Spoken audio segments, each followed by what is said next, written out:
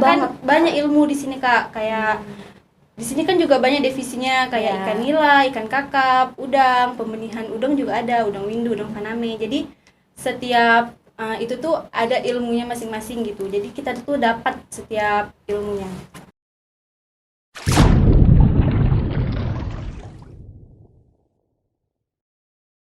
Assalamualaikum warahmatullahi wabarakatuh. Selamat datang di Windu TV, waktunya diskusi dulu. Nah, hari ini kita sudah kedatangan dua tamu, yaitu mahasiswa yang magang di Balai Perikanan Budidaya Air Payau Ujung Bate. Nah, di sebelah kiri saya sudah ada adik Andini dan adik Fazlia ya. Nah, silakan perkenalkan diri masing-masing, nama panggilannya siapa, kemudian dari kampus mana, fakultasnya apa, dan di Ujung Bate ini magangnya di komoditas apa. Nah, silakan deh. Perkenalkan, nama saya Andini Fadila Tanjung. Saya dari Fakultas Pertanian Prodi Aquacultur Universitas Samudra. Saya di sini magang di divisi hatchery ikan nila salin. Saya dari angkatan Stanbook 2019. Nama panggilan saya Andini. Oke, berarti nama panggilannya Andini, rating 2019 dari Universitas Samudra Langsa ya. Dan sekarang itu magangnya di komoditas nila di Ujung Bate. Oke, selanjutnya Fazlia silahkan. Kenalkan, nama saya Fazlia Manasya, bisa dipanggil Fazlia ataupun Lia juga bisa. Saya dari Prodi Agribisnis Fakultas Pertanian Universitas Samudra angkatan 2019. Di sini saya magang di pembesaran udang faname sistem bioflok. Oke, berarti Lia ini magangnya di pembesaran udang faname pada sistem bioflok ya. Tadi jurusannya yang satu budidaya ya? Budidaya, terus Lia? Agribisnis perikanan ya. Oke, berarti kita di sini punya dua mahasiswa yang berasal dari jurusan yang berbeda ya. Sama-sama dari Universitas Samudra Langsa. Nah, kakak mau nanya nih, udah berapa lama nih di Ujung Bate? Kalau magangnya? Kami kan ikut ini Kak, Kampus Merdeka. Oke. Itu magangnya itu selama kurang lebih 4 bulan gitu. Jadi pada saat magang di sini, kami itu dibagi per divisi biar bisa mendapatkan ilmu setiap divisinya gitu Kak. Oh, keren. Berarti semua mahasiswa magang yang kesini itu bisa memilih apakah mereka ingin menjurus langsung ke satu komoditas, ataupun kalau yang magangnya lama seperti adik-adik ini 4 bulan, itu mereka bisa roker setiap divisi supaya mereka bisa merasakan gimana sih caranya budidaya pada komoditas yang berbeda gitu ya. Oke, terus kenapa milih Ujung Bate? Dari sekian banyak balai di Aceh, bahkan banyak ya di luar Aceh, kok milih Ujung Bate sih? Kebetulan itu dari kampus sendiri Kak. Jadi kami cuman mengikuti arahan dari kampus saja. Oh, berarti pihak kampus sudah menetapkan gitu atau memberi pilihan? Memberi pilihan sih iya, cuman kan karena porsinya COVID, jadi banyak balai atau PT-PT yang nutup. Oh gitu, berarti makanya akhirnya salah satunya pilihan yang paling memungkinkan dan dengan fasilitas yang memadai pastinya ya, itu akhirnya ke Ujung Bate gitu. Nah, terus gimana sih rasanya magang di Ujung Bate setelah 4 bulan berarti di sini ya? 4 bulan tuh gimana sih, coba ceritain ke teman-teman. Selama magang di sini sih banyak suka dan dukanya sih Kak. Lebih banyak suka dan duka. Kayak misalnya sukanya itu ya di sini kan deket pantai gitu kan Kak. Jadi kalau misalnya lagi pusing, lagi lelah gitu, bisa healing lah Kak. Banyak ada pantai gitu. Bisa healing, mantap. Terus kalau misalnya dukanya itu ya jauh dari orang tua dari gitu, keluarga. Terus kalau lebih kan saya kan agribisnis Kak. Jadi harus mengenal gitu. Gimana sih udang itu, gimana sih ikan itu, hatchery itu gimana gitu. Jadi harus mengulang dari awal gitu, mempelajari dari awal gitu. Oke, berarti ada suka dukanya ya. Intinya mau dimanapun kita belajar, suka duka itu ditelan aja, dirasa aja, karena nanti itu akan jadi kenangan manis untuk kita ya kan. Nah, belum lagi di sini kan pasti banyak ketemu teman-teman lain dari universitas yang berbeda, dari jurusan yang berbeda. Justru itu bisa nambah link untuk kita. Mana tahu adik-adik kedepannya kerja di luar, kita nggak tahu. Dapat temen gitu dengan kita magang di sini ya. Nggak dapat temen juga sih Kak. Dapat jodoh juga ada. Dapat jodoh juga ada, nggak hanya temen, Masya Allah. Terus kita penasaran nih, coba dong ceritain rutinitas di komoditas masing-masing, ngapain aja. Di nila ngapain aja, misalnya pagi, siang ngapain aja. Di udang juga ngapain aja. Dari Dini dulu deh. Kalau di hatchery ikan nila salin biasanya kalau pagi itu kami kasih pakan ikan. Kalau misalnya ada juga sistem pemanenan atau seleksi induk juga ada. Kalau grading ikan nila juga ada. Oke, berarti banyak ya kegiatannya ya. Dari pemberian pakan, kemudian grading Ikan. grading benih ya. Iya. Grading benih, kemudian pemilihan induk. Nah, terus rutinitas hariannya gitu biasa ngapain? Maksudnya kasih pakannya apa ada jam-jam tertentu gitu atau gimana? Kalau untuk ikan nila salin tuh kasih pakannya 2 kali sehari, Kak. Oh, 2 Dari kali, pagi hari dan sore hari. Nah, pagi sore. Iya. Oke, itu selama 4 bulan di sini ya? Eh, Sebenarnya itu kan kami itu 4 bulan di sini. Mm-mm. Cuman fokus judul tuh 1 bulan. Jadi 3 bulan ini kayak rocker dari divisi A ke divisi B, dari divisi B ke divisi C. Oh, keren dong. Berarti pulang jadi master of aquaculture ya? Amin, amin, Amin. amin. Oke. Terus kalau yang di udang gimana nih? Sama sih Kak rutinitasnya, pagi itu dikasih pakan. Mm-mm. Kalau di bioflok itu pakannya tuh jam 7. Oke, jam 7. Terus kan matikan kincir dulu pada saat mau kasih pakan. Nah, itu pada saat sedang menunggu kincirnya itu untuk dihidupkan lagi, itu biasanya kami mengecek kualitas air. Oke, berarti itu sekitar jam 7 sampai jam 8 pagi ya? Oke. Sampai jam 9. Setelah itu biasanya ada kegiatan lagi kayak misalnya pengecekan anco, terus pembersihan selang aerotub kayak gitu. Setelah itu jam 12 itu udah waktunya istirahat. Setelah istirahat pada jam 4 lagi nanti kasih pakan lagi. Oke. Nah, selama kegiatan di sini itu didampingi nggak sama pembimbing Pembimbing. lapangan ya? Itu didampingi nggak? Bisa diceritain nggak? Apa mungkin dari awal diterima di balainya seperti apa, kemudian diarahkan kemana, kemudian diantar ke penginapan? Karena sebagai informasi teman-teman kita di Ujung Batu ini juga menyediakan asrama untuk mahasiswa yang mau magang atau praktek atau penelitian di sini. Nah, mungkin adik-adik ini bisa ceritakan gimana sih awalnya pelayanan seperti apa dan pendampingan seperti apa yang didapatkan mulai dari start ke sini sampai dalam kegiatan sehari-hari gitu.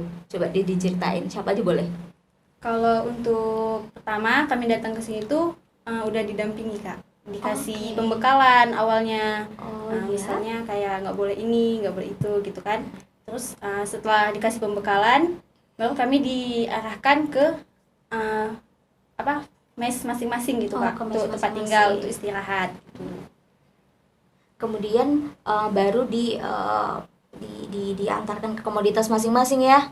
Itu istirahat dulu Kak 1 hari karena kan Oke. udah capek gitu kan. Jadi baru besoknya diarahkan lagi sama pembimbing lokasi 2 kan kami Koordinator lokasi 2 tuh. lapangannya. Oke.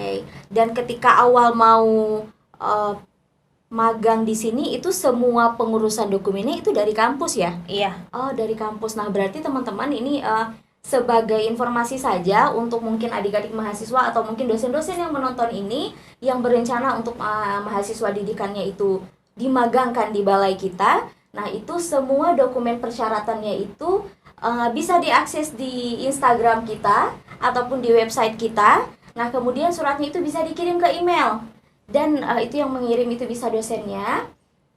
Kemudian nanti anak didiknya tuh bisa langsung datang ke sini. Kemudian nanti akan diterima oleh pegawai balai kita. Kemudian akan diberi pembekalan. Kemudian diantar ke penginapan. Bisa penginapan, asrama, mes di sini. Nah, baru nanti besoknya akan dikembalikan ke komoditas masing-masing untuk melaksanakan kegiatan sesuai dengan judul yang sudah dipilih. Gitu ya. Nah, terus penasaran nih, Kakak. Tantangan apa saja sih yang kalian rasakan selama magang di sini? Kalau tantangan sih untuk saya sendiri ya Kak. Kan saya jurusan agribisnis nih.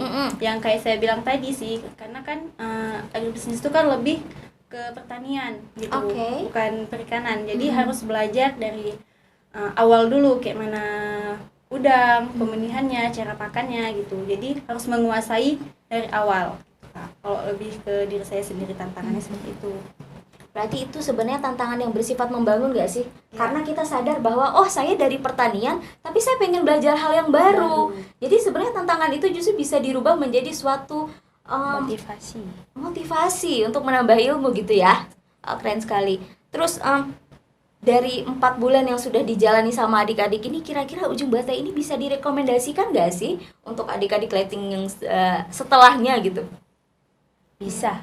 Bisa ya? Banget Kak sih. Oh, Karena kan banget. banyak ilmu di sini Kak, kayak di sini kan juga banyak divisinya kayak Ya. ikan nila, ikan kakap, udang, pembenihan udang juga ada, udang windu, udang faname. Jadi setiap itu tuh ada ilmunya masing-masing gitu. Jadi kita tuh dapat setiap ilmunya.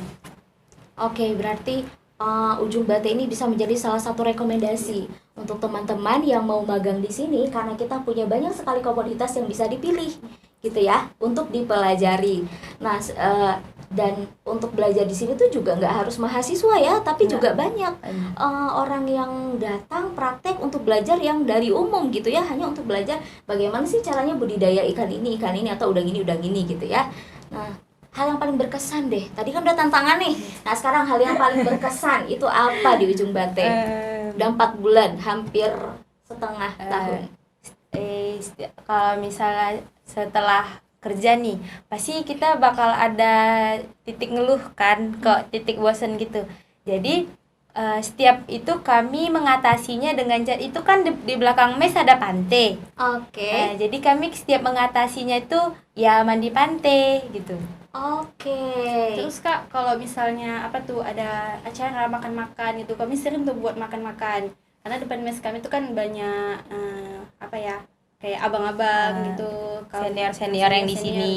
Jadi kami sering buat Kayak sering ngumpul. ya, gitu. Itu sih yang paling berkesan. Berarti maksudnya orang-orang di sini tuh pegawai-pegawai di sini ya, Ya, mau yang berbaur tinggal gitu. Oh, mau Ya, berbaur. friendly. Berarti ramah dong, Ramah. alhamdulillah. Ramah. Mantap. Berarti walaupun di sini kerjanya pagi, sore, kasih pakan dan segala macam, tapi tetap ada healingnya ya. Ada. Karena lokasi kita yang strategis kan. Iya. Iya, alhamdulillah.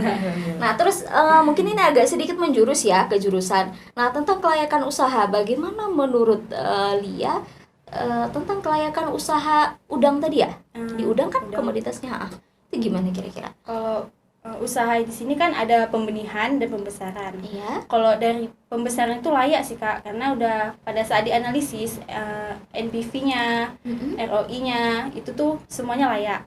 Cuman dan memiliki keuntungan yang besar gitu. Oke, sebentar, mungkin bisa dijelaskan sambil teman-teman yang lain mau ngelihat. Oke. Cuman kalau di pembenihan itu kan pembenihan ada banyak yang dihibahkan gitu. Jadi kalau misalnya pembenihan itu layak, cuman keuntungan itu kecil gitu. Karena pembenihan itu banyak dihibahkan gitu, yang dipasarkan itu cuma sedikit. Kalau di pembesaran udang kan lebih banyak dijual atau dipasarkan gitu. Jadi keuntungannya lebih besar. Oke. Berarti overall secara garis besar uji kelayakan usahanya itu sudah sesuai ya. Nah, tapi karena kita di sini balai dan kita memang punya tugas untuk hibah, maka itu memang sudah kewajiban kita memang untuk hibah, gitu ya. Nah, terus pertanyaan terakhir nih untuk Dini, sama nih agak menjurus. Kira-kira pas pulang nanti jadi semangat gak sih? Kayaknya pulang nih bisa nih buka usaha budidaya ikan nila sendiri, udah jago nih gitu. Ya, kalau dibilang jago sih belum Kak, cuman dasar-dasar kita budidaya alhamdulillah tahu gitu. Oke, berarti ilmunya sudah ada, Ya. tinggal nanti mudah-mudahan ada rezekinya, buka usaha, ada yang ngebantuin gitu ya. Itu udah bisa ngebuka usahanya dari hasil kita belajar di sini. Bisa gitu nih ya. kita buat Berdua. usaha yang Oh, ada nah itu budidaya. baru keren. Jadi bisa kerjasama Iya. ya. Oh iya, keren. Nah, jadi teman-teman semua, itu tadi percakapan kita dengan salah dua mahasiswa magang di BPBAP Ujung Bate. Semoga ini menjadi inspirasi dan informasi untuk teman-teman di sini. Nah, kalau ada yang ingin ditanyakan, silahkan drop pertanyaan ataupun komentar di kolom di bawah ini, kolom komentar. Terima kasih. Nah, sebelum mengakhiri podcast kali ini, kita jargon dulu ya. Jadi waktu kakak ngomong Windu TV, nah adik-adik bisa jawab waktunya diskusi dulu. Kita coba ya. Windu TV, waktunya diskusi dulu. Terima kasih. Assalamualaikum warahmatullahi wabarakatuh.